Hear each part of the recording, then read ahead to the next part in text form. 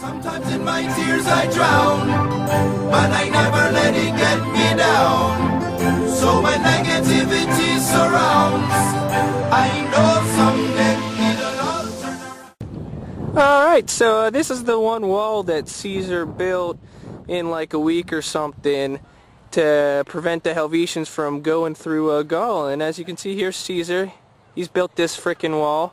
It's awesome. It goes from like Lake Geneva all the way to that mountain range over there. Alright. Great wall. Do it now. Alright, now as we can see, these are the Helvetians. All of them. All of the big tribes of Helvetians. He's going to go try to fight off Caesar's legion. Oh baby. What do you think you're doing, eh? Well, looks like Caesar's fortifications and legions have prevented the Helvetians from going across. Okay. Oh, now Kevin's the Germans here. Caesar's battling the Germans. There's a quick battle. As you can see, Bennett's sword is a little more trained than Kevin's. However, Kevin has heart and spirit. And a victory for the Romans. Be my bad self, you know. I think I should go conquer all of Gaul, give myself a little of a challenge, because, you know, I have the power. I have the power. Oh, well, riots were just breaking out over all of Rome. Can't keep them citizens under control. Going nuts. The reality was that things were getting out of hand. Caesar's expeditions to Germany and Britain had both been brief, and Gaul was far from being made peaceful.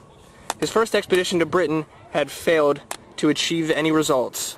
Never one to accept defeat, Caesar prepared to launch a new expedition to Britain the next year. He gathered 800 ships and 5 legions. They sailed across the English Channel a second time.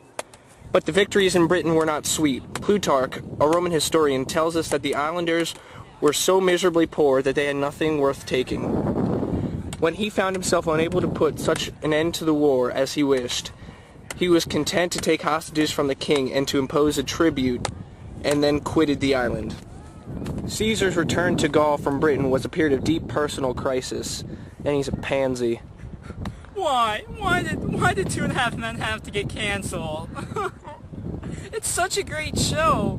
I mean, it's humor. The only thing to pacify pouting Caesar is a bag of trolleys. Let's go, Sheets. Caesar treated the Gauls brutally. You're only good for your crepes. All you're good for is your French baguettes. You guys little pansies. Stop it. Kevin, stop it. The troubles in Rome kept Caesar in Gaul during early 52 BC. The Gauls were aware of these troubles. A young, ambitious prince named Vercingetorix seized the opportunity to lead the peoples of central Gaul in revolt. He crowned himself king of the Gauls. I am king of the Gauls. Then the Romans surrounded Vercingetorix in Gergovia.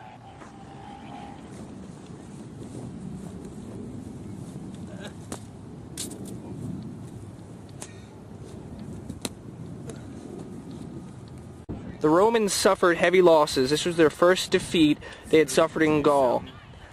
He retreated, and while his army was on the march, the Gauls attacked again.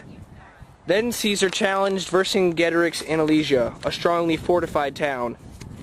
The only way Caesar could defeat them was to starve them because they had a lot of food. What? What? What do I do? You're hungry. I'm hungry! Dango hombre! Caesar built enormous fortifications. First, they built one line to keep in 80,000 Gauls. Then, they built a second line to defend the Romans against 24,000 warriors of Gaul. Terrible things happened. The Gauls sent their wives and children out from the fort, and the Romans refused to let them pass their lines. In the end, Roman fortifications were found superior to Gaul's numbers, and Vercingetorix was forced to surrender. I surrender to the one with the square chin. Why, I oughta. Make your flinch. Romans celebrated 20 days of Thanksgiving for Caesar's victories. Well, I'm a creeper, taping people I don't know. One day